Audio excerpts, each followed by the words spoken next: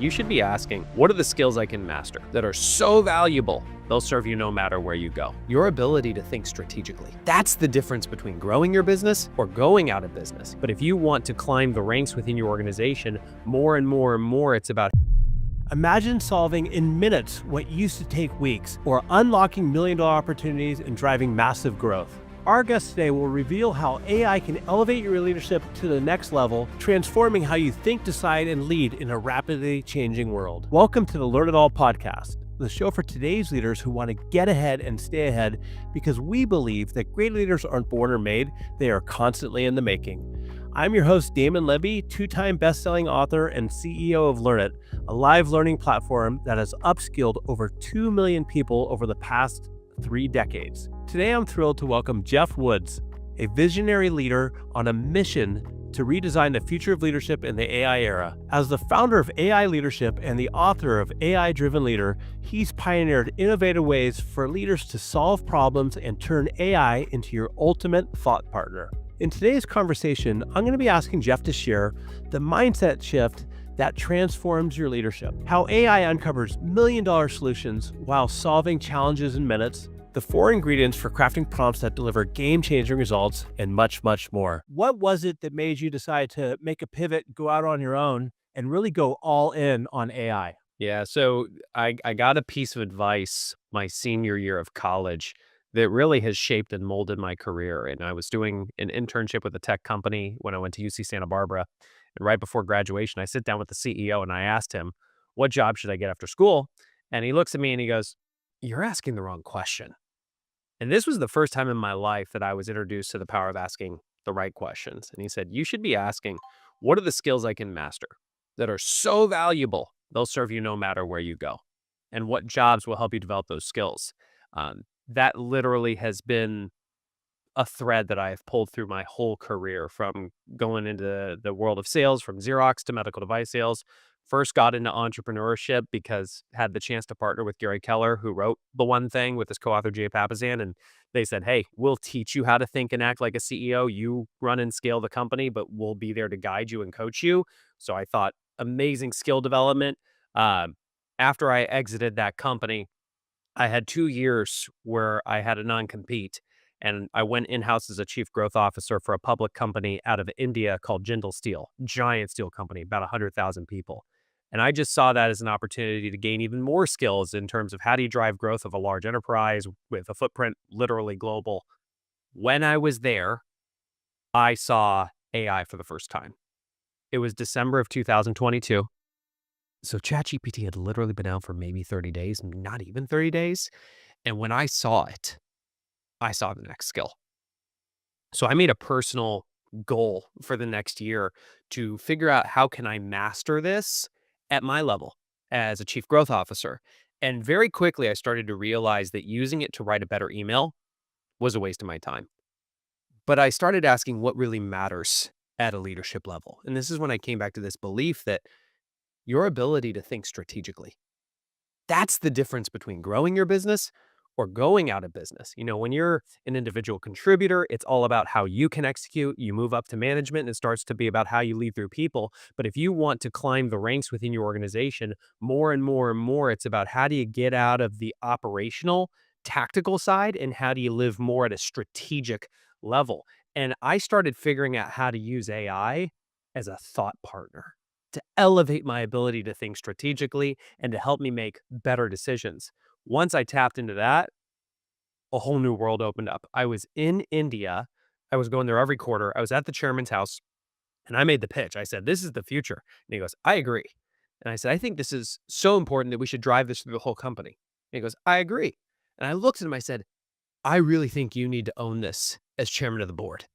And he looks at me and goes, I disagree. How about you do it? Which amazing opportunity. So I immediately Great committed, opportunity. I'm on it, walked out of his house and said, oh crap. Because at the time I didn't really feel like I knew what I was doing. But this is when I learned from Gary Keller that anytime you're hitting a ceiling of achievement in your life, you're just missing a person. So who am I missing that if I could bring into my world could help me drive this through our organization? That became Google. So I partnered with Google. Now every quarter when I'm in Delhi, I'm in their headquarters in Gurgaon, and they're teaching me what is the technology? How does it work? How do you identify use cases and tune models? And after driving that for a bit, I saw a much bigger opportunity to start my next company, which is now AI Leadership, and to write my book, The AI Driven Leader. Yeah, and I was telling you before we came on air, I read your book. I think it's fantastic, and um, you talk about in it that going into this, you interviewed 200 executives, right? What did you learn from those interviews? This blew my mind. I was so confident when I resigned from Jindal Steel that if I started a company around AI, I was going to have more business than I knew what to do with right off the bat. I literally interviewed 200 execs one on one. 100% said AI was the future. 100% said they would adopt it. Less than 5% had done anything. And this was a gut punch because I just quit a very lucrative big job that most people wouldn't quit. And I'm hearing that this isn't a problem that we're trying to solve. But then I started asking, what is the problem that they have that if I could solve it, could create new value? And that was that they just didn't know how to go from 0 to 1. They know it's the future, but they don't know where to start and they think they're falling behind. And so for me, that really shaped the book from being a book around how do you transform the organization to how do you as a leader start using any generative AI tool, ChatGPT, Claude, Gemini, Perplexity, Copilot, doesn't matter. How do you how do you use any of those tools at a leadership level in a way that matters? Because again, you writing a better email, you doing social media copy or marketing copy, that is not your job as a leader. So how do you use it to advance your ability to think strategically or to make faster, smarter decisions? That became the focus of the AI driven leader. So, in order to do so, in order to start, like you talk about using AI to really have an impact on the top 20% of the work that you do, where does somebody start? Somebody who's a leader who maybe is like, I know I need to get into AI, but I haven't really done Sure. much with it besides just maybe writing an email at ChatGPT. Yeah, sure. So first we have to revisit what is the Pareto's principle, the 80-20 rule. It's the idea that 80% of your results come from just 20% of your efforts. In my experience, most people who are using generative AI are applying it to 80% of their tasks that only drive 20% of the value. Now, I applaud those people because they're taking action.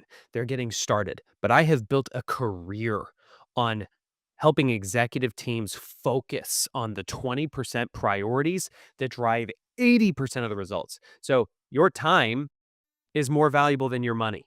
When you sit down to use ChatGPT or any of the other large language models, you have an opportunity to invest your time.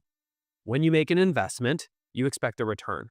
You can use a use case that'll return you $1. You could do a use case that could return you $1,000 or $100,000 or $1,000,000.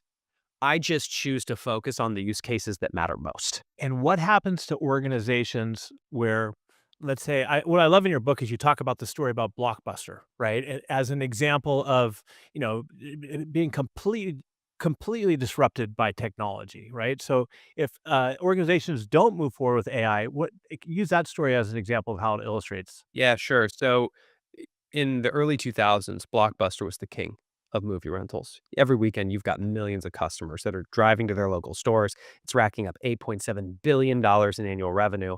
And then Netflix comes along with this unique idea, DVD rentals by mail. And as Netflix started to gain traction, eventually Blockbuster asked that Reed Hastings fly to Dallas and sit down with them. And Reed saw this as an opportunity. He pitched to the exec team Blockbuster that they acquire him for $50 million. This was only 0.6% of Blockbuster's Unbelievable. total revenue. Yeah. He casted this vision for how streaming was going to disrupt things and how Blockbuster could create this hybrid model. They almost laughed him out of the room. And we now know this is one of the greatest strategic missteps of all time in business history. Well, Netflix started to gain more traction. Eventually, John Antioco, who's running Blockbuster, began to realize the mistake because he had completely discounted how significant streaming would be. He thought that brick and mortar stores, customer foot traffic, penalizing you with late fees, he thought that it had worked up to this point. If it ain't broke, don't fix it, right? Well, he knew they needed to change. He invested $400 million dollars to create Blockbuster Online to go toe to toe with Netflix and also to cancel late fees. But this created a whole new problem because then you've got Carl Icahn steps in as an activist investor, takes over the board. He wants Blockbuster Online dead. He wants late fees back. This power struggle distracts the focus and execution of the entire organization to the point that Netflix became so dominant that it put Blockbuster out of business. Or did it? Here's the part of the story most people don't know. Most people listening to this have heard that story. Guess why Hastings wanted to sell Netflix to John Antioco? They were running out of money. They were $50 million in the hole, and they did not think they could win. Selling to Incredible. Blockbuster was their ticket to get out of business and break even. But it was the lack of strategic thinking at the executive ranks of Blockbuster that put them out of business. So here's why I think this matters for you who's listening to this. How confident are you in the defensibility of your current business model? And if you're not the CEO, how confident are you in the defensibility of your current skill set in terms of a future career advantage? Great question I love to ask is, what's the business that'll put you out of business? And how can I build it first? How can you use AI to challenge those assumptions? So easy. So most people, when they view using generative AI, they think of it like a really smart Google that they can ask questions to and get answers, or they think of it like an assistant that they can delegate tasks to get them done faster. Both bring value, but the ROI is not as high as what I'm about to show you. If you start to view AI as a thought partner and you turn the tables, instead of asking it questions, asking it to ask you questions, to pull context out of your head, whether it's to clarify your thinking, help you think more strategically, solve your biggest problems, help you achieve your most ambitious goals. So here's a framework that I use for a prompt. A prompt is just how you talk to it. And I think of it kind of like a recipe. In any recipe, you've got different ingredients that you put in. I'm going to give you 4 ingredients that I think matter for strategic thinking. And I structure it in this order: context, role, interview, task. So context, you describe the context of the situation. Role, you ask it to adopt a certain personality or to have certain expertise, because based on the data that this stuff is trained on, you can engage just about any expertise in the world and apply it to your use case. Very powerful. Interview, that's when you tell it to turn the tables and to interview you by asking one question at a time, up to a certain number: 3 questions, 4 questions, 5 questions, all so that it can accomplish a task. So context, role, interview, task. If you can remember that recipe, I'll take you beyond probably 99% of the people in the world using AI right now. So if you want to use AI, do you want to do it on the defensibility of the business or your career? Which do you want to go for? Defensibility of the business. Okay, great. So context. I currently work for this type of a company. You don't even have to say the name of the company. We operate in this industry. These are the products that we currently offer. These are the problems that we are solving for our customer. And deep down, I see AI as the future, and I don't want to be disrupted by it. I would rather that we become innovators and use this as an opportunity to build a competitive advantage. I would have put all that in as context. Your role is to act as a growth minded board member with deep expertise in competitive positioning and ensuring that we build a protective moat, especially amongst technological disruption. Interview me by asking me one question at a time, up to 5 questions to gain more deep context about my business. And then I want you to complete the task of outlining the top 5 ways you could see our business being disrupted over the next 10 years. And for each one of them, the top strategies we could deploy so that we're the ones that do the disruption. That would be one prompt. That's awesome.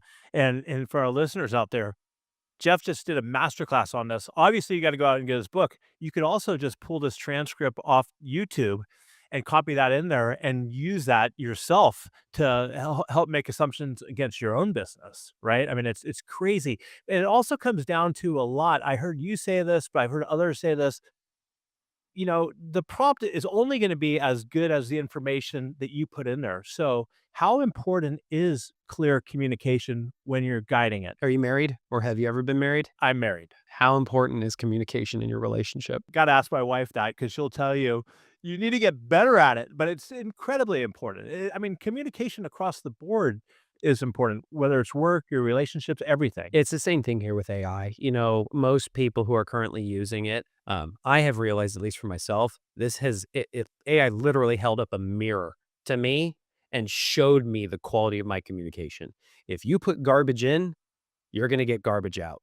If you put quality in, you're going to get quality out. It's the difference between the prompt I gave you, which would be high quality, versus um, I'm in this type of a business. Tell me how AI is going to disrupt our business. You will get generic vanilla answers from that because you gave it a generic vanilla prompt. But if you follow that framework that I gave you of context, role, interview, task, and you really build it out, you are not limited by a little text window on Google. You can type a lot in here or even talk to it and have it just transcribe your words or capture your words. You will get a night and day result. And you talk about this in your book, and I think it's really important. When it comes down to it, us, are the thought leaders. It is your partner. You can't rely on it to be the thought leader. Yes. So this is about redefining your relationship with AI. You are the thought leader. AI is your thought partner. With your leadership, you tell AI what you want it to do. And as your thought partner, it will do the heavy lifting and bring you back a result. But the biggest mistake, and I think this is one of the greatest risks that I see right now when it comes to AI, is leaders abdicating their role as the thought leader. I see this every time somebody copies and pastes an answer from ChatGPT without asking, do I agree? You see people asking it to write an email or a blog post or a customer communication and just copy and paste it without asking, is this our voice? Do I agree with what it's saying? How do I know that this is true? So think of it this way. If you're in a car, you're in the driver's seat, AI's in the passenger seat. Ask it to do the heavy lifting, but at the end of the day, you need to have human judgment here and apply that to the situation. Absolutely. You can't just rely on the results. I have a friend who put out a newsletter and just cut and paste some stats with nothing backing it up. And people call him out on it. Like, where did it come from? And at the end of the day, he just made the mistake 'cause he just trusted AI instead of, fact checking it. I think 100%. it gets you down the field, but it can't get you into the end zone is essentially what you're saying. Yes. Um, let's say one of the things I loved about your book is you got so many great, case studies in there. Give us an example of a strategic problem Sure. where you used AI, to help a customer or a friend. There are tons of stories in the book. I'm going to give you one that's not in the book. That way, Even better. when you read the book, you get something new. I sat down with a group of CEOs and I just asked, what are the biggest problems you are facing that if we could solve them would unlock a new level of growth for your business? Now, I want you to even think about the question I just asked them. I'm not asking for what's an easy way you could use AI. Don't care. I actually don't even care about AI. I care about your business growing. AI is a tool that can accelerate your growth or distract you from it. The difference that makes the difference is you and whether you are strategy first, technology second. So one guy looks at me and he says, okay, I got a good one. I run a manufacturing company. I leased a whole bunch of equipment from this company in Japan, but things have shifted in the market and the debt structure is now killing us.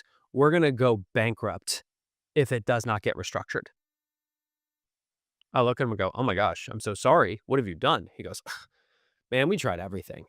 And he lists 5 different initiatives that they had deployed to get the board to restructure the debt. And he goes, the problem is because this is a publicly traded company in Japan, the board is refusing to restructure the debt because they think it'll make them lose face in Japanese society. That's crazy. I AI said that. No, no, he said that to Oh me. yeah. Oh yeah. Yeah. He He said that said too. that Yeah. to me, and I'm Yeah. going, "You gotta be oh my gosh, okay." And he looks at me and he goes, "Can AI help?" That was the right question.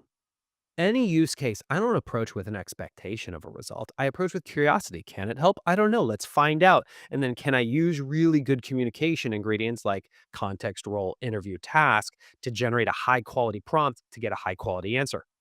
So I literally pulled up in this case ChatGPT, followed that same recipe: context, role, interview, task. Context: I run a manufacturing company. We leased all this equipment from a company in Japan. Things have shifted in the market. The debt is now killing us. We're going to go bankrupt if it doesn't get restructured. Here's the things we've tried. And I listed all 5 initiatives in detail. None of it has worked because this is a publicly traded company in Japan. It's gone all the way to the board and they are refusing to restructure the debt because they think they'll lose face in Japanese society. That was the context. Your role is to act as an investment banker with deep expertise in restructuring debt. Interview me by asking one question at a time, up to 3 questions to gain more context, so you can accomplish the task of generating 5 non obvious strategies I could deploy to get the board to restructure the debt. And I hit enter.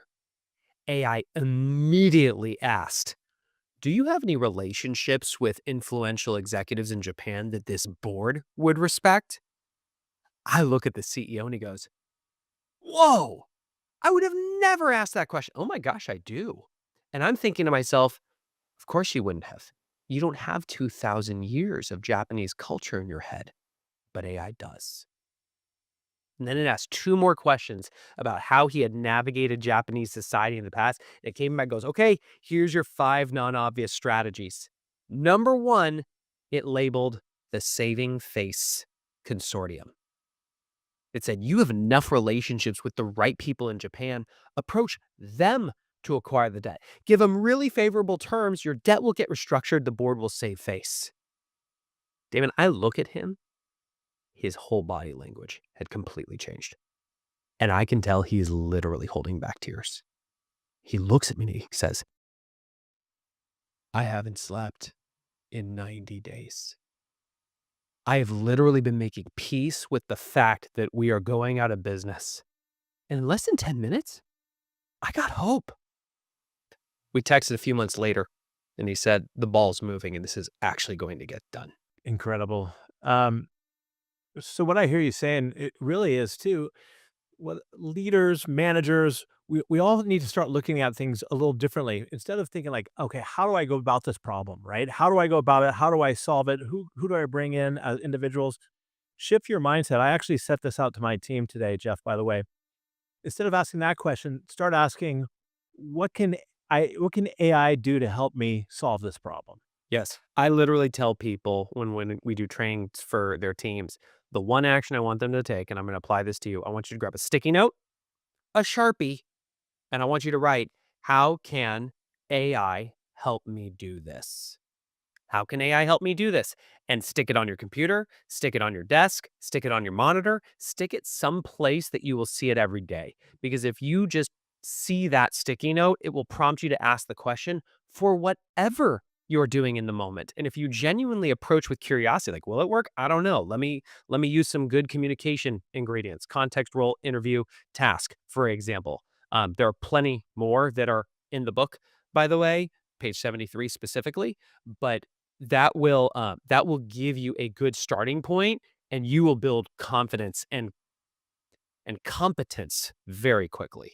And it doesn't even have to be, if you want to get in the habit, it doesn't even have to be around work stuff. It No, could be problems you run into at home. I find myself just taking a picture or something, sitting to AI at home and say like, how do I fix this challenge or this problem, and rely on it. I'll give you one. My wife's birthday was coming up.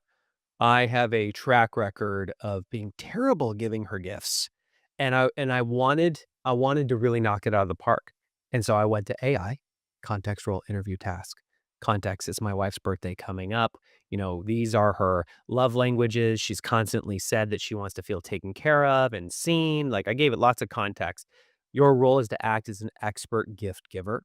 Interview me by asking one question at a time, up to 5 questions to gain deeper context. And then your task is to outline the best gifts that I could give her that would make her feel loved, seen, heard in alignment with her love languages. And it conducted an interview and it came back and it said, well, have you considered writing her a bunch of notes about what it is that you love and appreciate about her so much? And you could create a scavenger hunt around the house where she has to go and she finds a note for every single one. And I said, oh, this is fantastic. Now conduct the interview of me to pull what you need out of my head to structure the things that I love about her. Now, I could have written all those things down, but there's something about when somebody asks you the question, things flow, and here's the hidden value. It's capturing all the additional words that you give it, and it's able to process them and to give them back. The things that it spat out, I could have handwritten everything, at least the ideas that it came up with. One, it helped me do it faster. Two, the writing was so much better because the things it pulled out of my head, it was phenomenal. I guess the question is when you gave her the present, did you, give AI the credit for coming up with the ideas? No. Yeah. There you go. No. There you go. Now I don't need to hide it either, but Yeah. because here's the thing, and I see this in companies, still to date, the majority of people are using it, but they're hiding that they're using it. And I think this is a huge leadership opportunity to create a culture where it's celebrated to say, I used AI for this, rather than thinking that this is something that is going to diminish your capability. Because I believe this is going to enhance you, not replace you. And in fact, like, there's a person on my there when I look at my team, everybody has to be AI driven. We have to practice what we teach. If somebody is doing things the old-fashioned way, which is gonna take longer and be lower quality work, they don't have a right to be on my team. I expect you to engage your resources. So how can a leader take, let's just say, one step to start getting people to feel comfortable admitting that they're using AI and celebrating it amongst the team? Well, all leadership starts with self-leadership. Now, this also depends on where you fall on the org chart. If you're the CEO or you're C-suite, it's time to go first and to start using this and to talking to people about how you're using it. Let's assume you're not in the C-suite. I think you have an opportunity to use this and find a really cool use case where you can then go to a senior leader and say, I want to show you something that I came up with. I mean, this is literally how I ended up getting put in charge of AI for the steel company. I was just using it and I knew the chairman was using it and we were talking about it back and forth. And I started showing him how I was using this for strategic thinking. And he was like, this is incredible. And I was like, that's when I made the pitch. And who better to put in charge of championing this through the company than the person who's already championing it without being appointed to do so. And so I genuinely believe for people and companies, if you are listening to this right now and you're really getting excited about this, you have an opportunity to create a career advantage. Your job is nothing more than the skills you apply and the processes you follow. In every technological disruption in history, technology changed the skills that were valued and the processes that we followed. So when you are hiding the fact that you're using AI, you're clinging to the way things used to be rather than reimagining how can things become. So start using it, find a way to deliver value with it, and then start teaching other people how you're using it and helping them become more comfortable and successful with it. And I think you'll have an opportunity, especially if you're willing to pitch a vision for the company in terms of what this looks like. You'll write your ticket. And it comes down to, we talked about this earlier a little bit, fixed mindset versus growth mindset, right? Yes. If you're going to be stuck in your ways and afraid of it, hey, people, this is inevitable. You have to get on the train. I mean, it's not going to stop. I mean, I heard somebody say, which is true, that the change of pace is the slowest it's ever going to be in our lifetime. It's only going to get faster and faster. So you got to get on board. I think that is so critical. Now, there is some truth to definitely some truth to the risks of AI. People are afraid of, it's going to replace me, it's going to take away my job. What advice do you have for CEOs and team leaders of how to address that, Jeff, with their team? Sure. So again, I wanted to have data to support what I'm about to tell you. So I literally went back and studied the major technological disruptions of the past: printing press, steam engine, assembly line, electricity, internet. This is when I realized your job is the skills you apply and the processes you follow. In every disruption, tech changed the skills that were valued and the processes that were followed. Um, as a trend, more jobs were created than displaced. Will there be job displacement here? Yes. But what you have to realize is it's not the job or it's not the person that gets eliminated. It's the skills and processes that have become outdated. So you, regardless of your level, have a huge opportunity.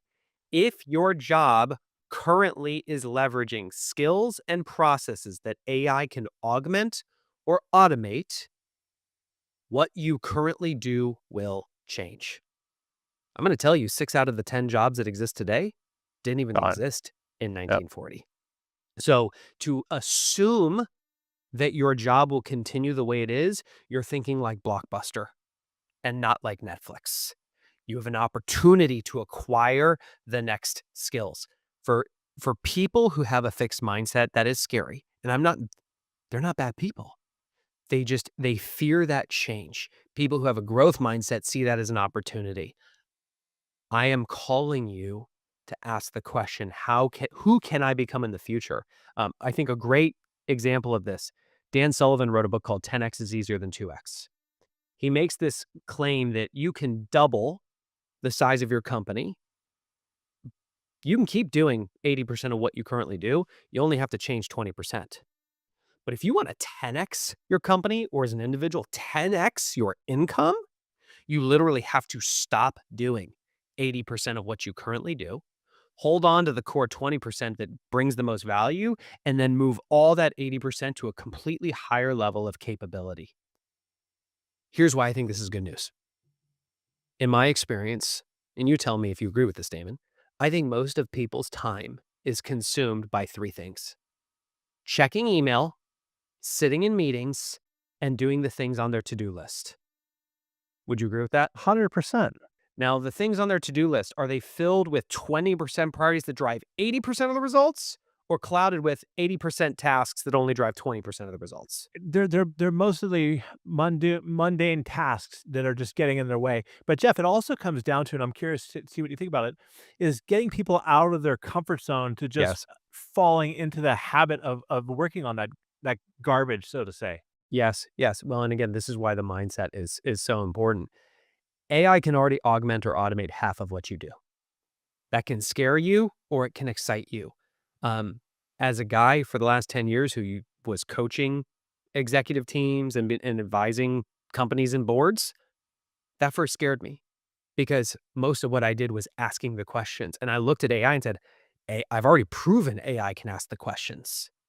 So I could be afraid of that, or I could view it as an opportunity. I chose to be abundant and view it as an opportunity. I've already created an AI model that's been trained on my book and has 10 pages of custom instructions to get it to be me on my website at aileadership.com.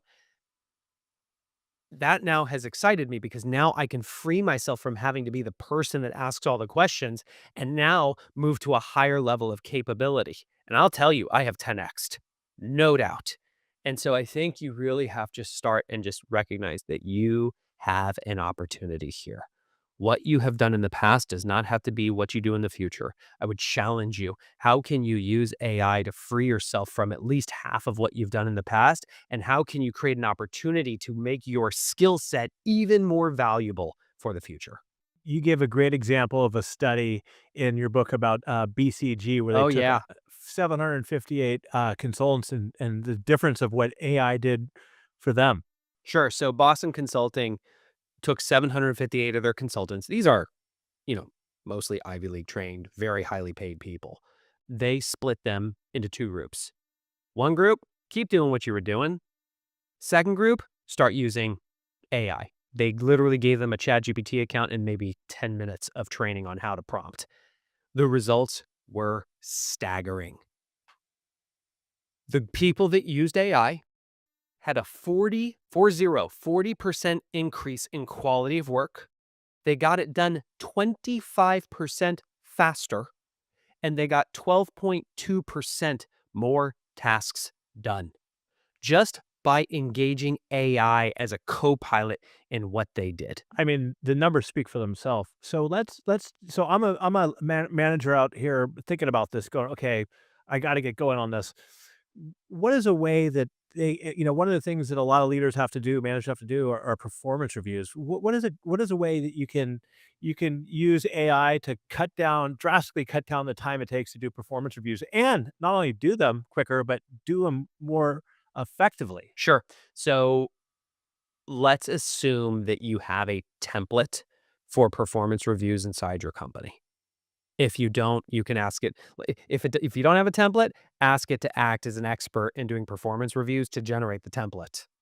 It'll give you an answer and then ask if you think that that will really work for your organization. You can have it interview you by asking one question at a time to identify what is going to matter most in your company and then generate the template. Get to a template. If you already have a template, you literally can copy click on the PDF and drag it into any of these AI models and drop it, and it'll be right there. Say, you are an expert in HR and conducting performance reviews. I want you to interview me by asking one question at a time to gain all the information you need to fill out the attached template. Once you have enough information, generate the performance review. And it will literally start conducting an interview of you and spit it out. Now, the moment it gives it to you, do not just copy and paste it. You're the thought leader. AI is your thought partner. Ask yourself the question, do I really agree with this? Is there anything that's missing? You could then say, great, now I want you to act as my direct report that I'm about to give this to. Give me feedback on what you like about this performance review, what you don't like about it, and the top things I could do to make it even better. And it will adopt the persona of the person who's receiving the feedback and give you that perspective. And then you can say, great, based on that, now enhance it. I have seen people do high quality performance reviews in under 10 minutes that blew any previous one out of the water.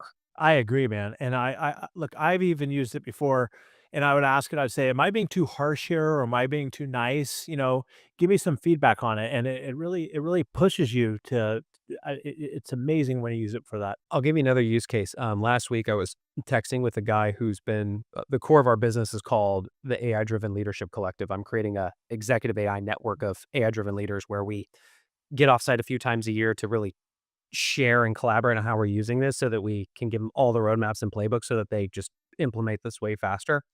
The guy said, I don't know if I can make the January offsite. I have to cut $2 million from our operating budget as mandated by the board. And I literally texted him back and said, have you asked how can AI help me do this? And he goes, oh my gosh, no. What would that even look like? And I literally sent him the prompt, context role interview task. Context. Here is our financial statements from the past, and here's our financial projections for the future. Here's what you need to know about our business. Here's where we've been focusing. Here's where I currently perceive the greatest opportunities to cut costs. Your role is to act as a strategic CFO who's adept at cutting $2 million from operating expenses without slowing growth. Interview me by asking one question at a time, up to 5 questions to gain deeper context, and then complete the task of outlining the roadmap for how I can cut $2 million within the next 6 months without slowing down growth. I sent it to him. 5 minutes later, he sent me, holy crap. I literally saved him 45 days of work. Absolutely, absolutely. And that's what I'm just trying to get people to understand. It's like ridiculous, the game changer it can be and the time it can save by doing all this. Now, as we kind of wrap up here, Jeff, we talk a Hold on, can I lot give you about. one more? Can I give you one more? Okay. Keep going, keep Okay. going. Okay. So, one of the guys who's in the collective, he's in the real estate space. He has built a very successful company flipping houses. And he had his strategic plan and he had sent it to me. And I said, have you used AI to bulletproof this? And he goes, no. What would that look like? And I said, literally drag and drop your strategic plan into AI. It had met the security provisions, which we could talk about in a second if you want. And I said, tell it to act as an aggressive, growth minded board member in reviewing your strategic plan, that your goal is that it bulletproofs it, to challenge every assumption. Does the plan have the sufficiency to deliver the results that he wants? Are there things he should be considering that he's not considering? Are there things he's currently saying yes to that he should be saying no to? And to ask as many questions as it needed, one at a time, to gain context, so it could then tell him what he liked about his plan, what he didn't like about his plan, and the top changes he would need to make to his plan. AI conducted an exhaustive interview and came back and said, um, your plan does have the sufficiency to help you hit your goals this year in alignment with your 10-year goals, but it's going to violate the quality of life that you want to live as a person. Instead of this, my recommendation is that you stop flipping houses altogether and instead focus on multifamily real estate and the service-based businesses that surround them. Here's why. And it literally made an argument for why he should stop doing the entire business that he is currently doing and instead acquire buildings and companies that service the buildings. Here's where this gets crazy. With that insight, in the next 30 days, instead of going and getting another house under contract where he would net $10,000, he got a building under contract that, since he got it at such a steep discount, the moment it closed, he netted $1 million. Come on. Dead serious, from one prompt. So when I said at the beginning of this episode, you could use a prompt that could return $1 or $1 million, I actually meant it. Hey, Jeff, do all your buddies just call you up with all their problems or their business challenges? Like, oh, all right, let me send you a text, or let's just spend 5 minutes. I want you to figure this out for me all the time.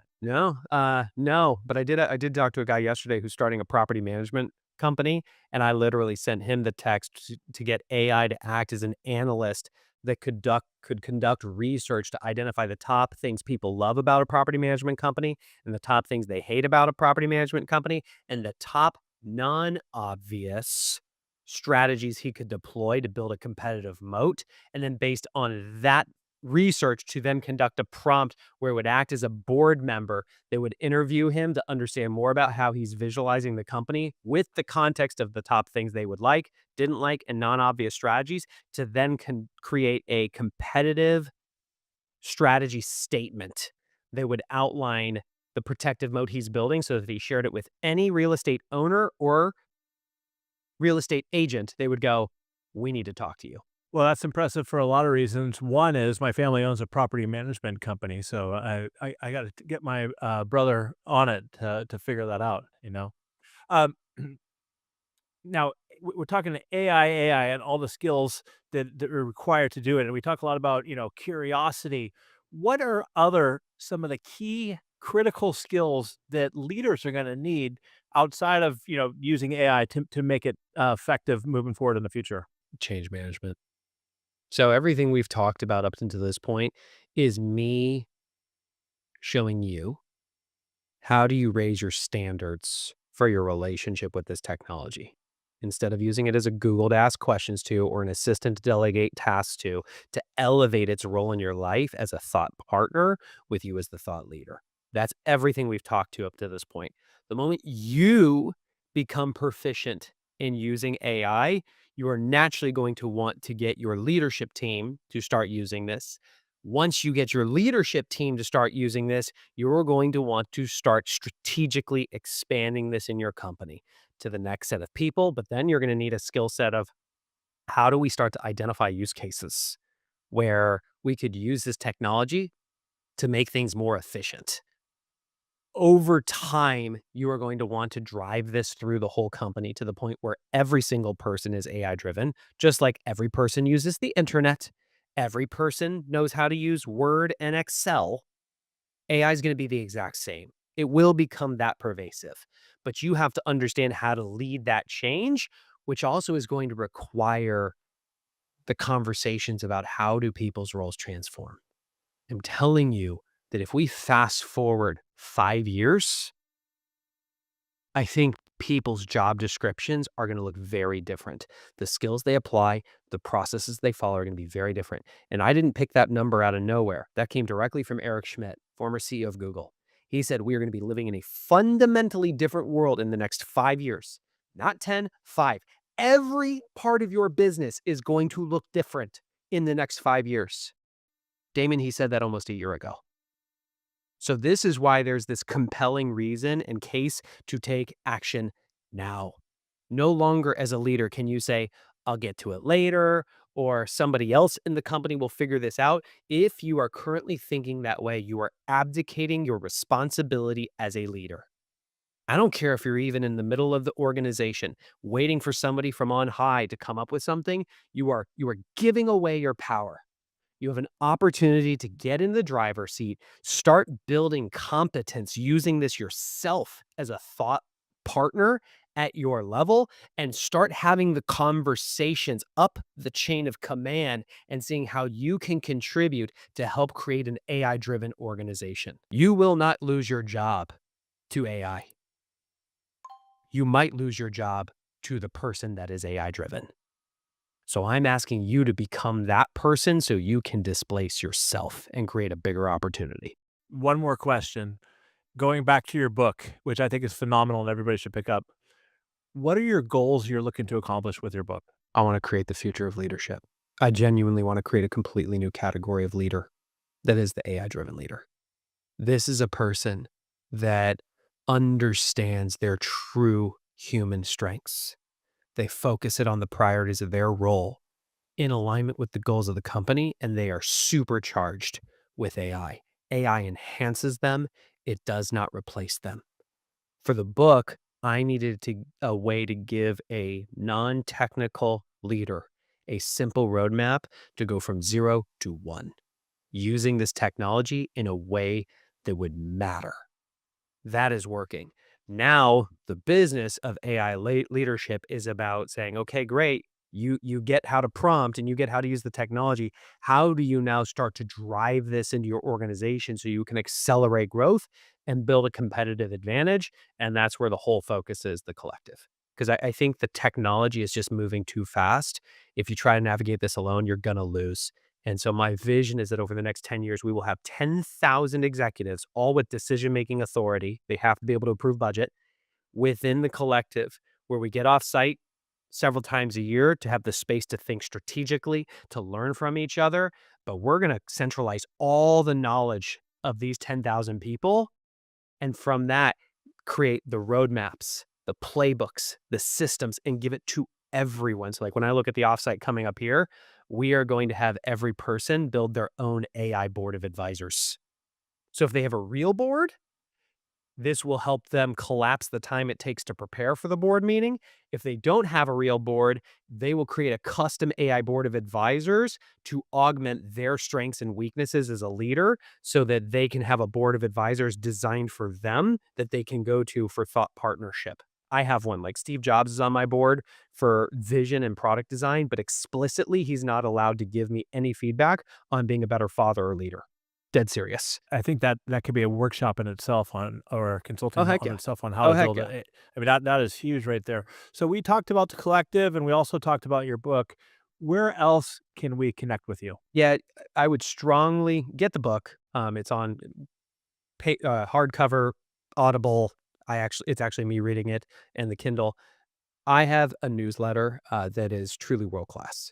Um, my audience is leaders who don't read emails, and I wanted to create something that was so valuable that you would read the email. And so every week we are sharing use cases, real stories like the one I shared on here, and the prompt that was used to generate the results so that you can start applying it and you can get on the newsletter at aileadership.com. What about your podcast? Oh, yeah. I'm launching a podcast, same title as the book, The AI Driven Leader. If you check it out now, you will just see a trailer episode, but the if you follow the show, there will be episodes that I'm gonna be launching this year. And I think what I heard you say is it going to be exciting about that is you do that, and then you could use all those transcripts to help create prompts and everything else afterwards. I mean, there's so much Absolutely. ways to repurpose everything. Geoff, you've been beyond awesome. I mean, we talked about how you want AI where you're the thought leader, it's your thought partner, how you got to get out of the fixed mindset because you have to move forward with this, how you could 10x your employees, how you need to focus on not what everybody else is doing on writing better emails or social media copy, but really the things that matter most. And what I like a lot right there at the end is building your own AI board of advisors. Geoff, you're awesome. Thank you. And everybody out there, do me a favor, go get Geoff's book. And then also go in and look at his online, his thought leadership or thought leader that as he's trained to work with this book. I played around with that last night and the free foundation course that you have on there. There's so Thank you. many great takeaways that people, there's prompts and everything that people can actually apply themselves. I literally created most people are charging money to teach you how to prompt. I gave it away for free. So on AI leadership, there's a crash course. It will literally help you understand the prompt ingredients and how to use it. And I wanted the book to be interactive, which is why I made the thought partner something like you can literally have a conversation with AI Geoff about the book to understand how to drive it into the company. Thanks, Geoff.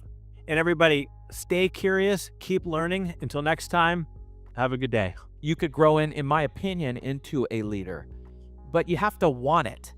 You have to want to lead people. It's not something you just get promoted because you're really good at a skill.